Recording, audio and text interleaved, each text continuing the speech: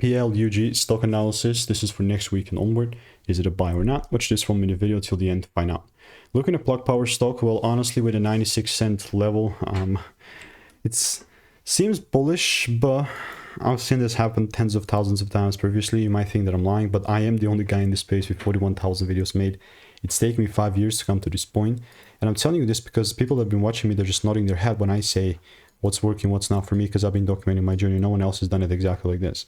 So moving into the PLUG next week, the likelihood that it keeps going down is actually quite high. You can see, I mean, beforehand, it all began right here. This was like in July last year.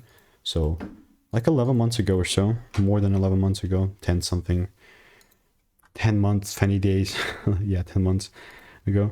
I looked to take it down, and then since then, it's been kind of all over the place. I even longed a decent chunk of time, and now it's definitely bearish.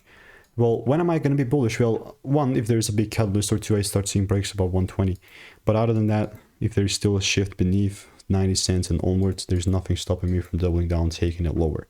Even have previous receipts in my Discord. So if you do want to learn how I'm making 5-10K per month trading, click the first link in the description, get my free emails.